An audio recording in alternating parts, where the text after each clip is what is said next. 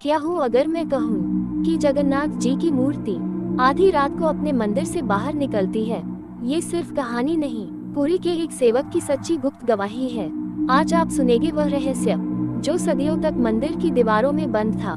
जगन्नाथ मंदिर दिन भर भक्तों की भीड़ से भरा रहता है, पर रात होते ही मंदिर एक अलग दुनिया में बदल जाता है। घंटियों की धीमी प्रतिध्वनि, चंदन और प्रसाद की मिलती खुशबू और विशाल गर्भगृह में फैला आधा अंधेरा, सब मिलकर एक दिव्य रहस्य रचते हैं। इसी मंदिर में सेवा करता था एक युवा सेवक नरसिंह दास। बहुत शांत, बहुत सरल, लेकिन हर रात भगवान की सेवा करते करते उसके मन में एक सवाल उठता था, भगवान के चरणों में बार बार मिट्टी कैसे लग जाती है। रहस्य की पहली रात, एक रात जब कपाट बंद हुए और सारे सेवक चले गए, नरसिंह दास ने देखा भगवान जगन्नाथ के चरणों में हल्की सी गहरी मिट्टी थी। वह हैरान हो गया, मंदिर का फर्श तो संगमरमर का है, फिर यह मिट्टी कहाँ से आई। उसने मिट्टी साफ करते हुए देखा कि चरण थोड़े गीले भी थे, जैसे कोई बाहर से अभी अभी आया हो, पर वह चुप रहा। दूसरी रात मूर्ति हिलती हुई। अगली रात नरसिंह दास ने और अजीब बात देखी, भगवान जगन्नाथ का दायां हाथ थोड़ा आगे की ओर झुका हुआ था।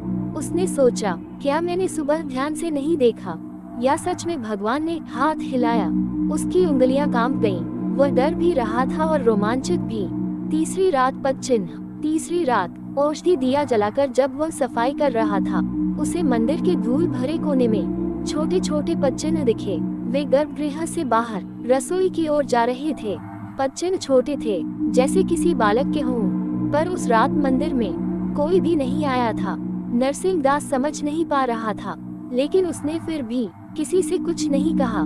चौथी रात रहस्य खुलने की शुरुआत। उस रात उसकी जिज्ञासा उसके डर से बड़ी हो गई। जैसे ही अंतिम आरती हुई और दरवाजे बंद हुए, वह एक खंभे के पीछे छिप गया। मंदिर के अंदर हल्की नीली रोशनी फैलने लगी और उसने अपनी आंखों से देखा, भगवान जगन्नाथ की मूर्ति धीरे धीरे आगे बढ़ रही थी। उसकी सांस रुक गई, उसकी आंखों से पानी निकलने लगा। मूर्ति कहाँ जा रही थी? मूर्ति ने मंदिर का दरवाजा नहीं छीला, बल्कि सीधे गई मंदिर के पीछे की अन्य रसोई की ओर। वहाँ एक कोना था, बहुत पुराना, बहुत शांत। उसी कोने में एक विधवा औरत रोज आती थी। उसका एक बेटा था जो भूखमरी से बचते बचते एक दिन चल बसा।